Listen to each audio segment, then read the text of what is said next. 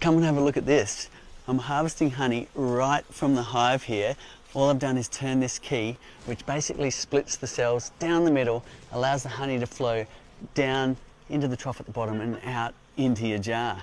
And one of the amazing things is you get all these different colours and flavours of honey depending on what is flowering at the time the bees are filling those cells. This is the frame we are harvesting right here, and you can see the bees are already going about their repair work to tear off the cappings, rebuild the cell. Give it a bit of a turn. It's usually easier to do it in segments like that, and I can see that in the side is the frame we're harvesting right now. And interestingly, we've got a section here which is capped fairly flush, or not capped at all, in the very corner, and you can see the actual zigzag pattern that's allowing the honey to flow down. It's absolutely streaming out already. Look at that. It's a beautiful thing to have the honey just pouring directly out of the hive.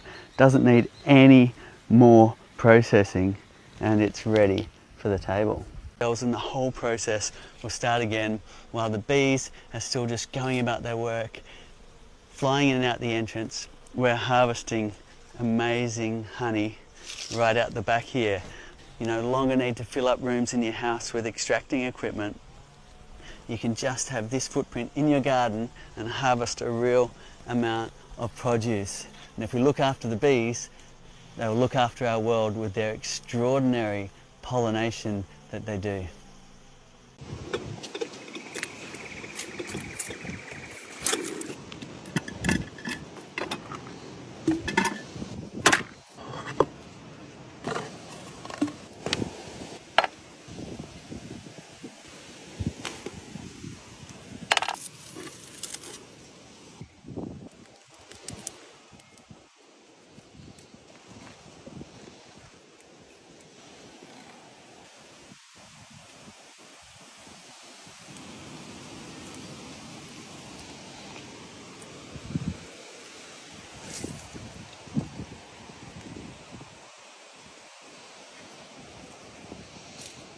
It's super important to be getting into your hives and looking after your bees at the moment. Varroa mites spreading out across New South Wales and beyond, so you want to be in there monitoring the mites and making sure you're doing something about it to manage them. If you don't want to kill the bees with an alcohol wash, then we have been working on the CO2 method to increase its accuracy, and we'll show you how to do that now. With easy household items, you can make yourself a CO2 Varroa shaker and count your mites without killing a cup full of bees. You need some frames out of the middle of the brood nest, make sure the queen isn't on it, and you shake it into a container or the lid of your flow hive.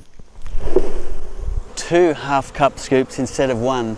Simple piece of fly screen over the top like this, and then your lid goes on. You can use a carbonator like this, or you can buy a purpose CO2 cylinder. What we want to do is put enough in so the bees start to let go and fall to the bottom.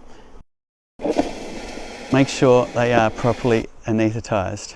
I'm going to turn this over like this, so I'm shaking the bees back and forth on that fly screen, back and forth like you're gold panning for 30 seconds.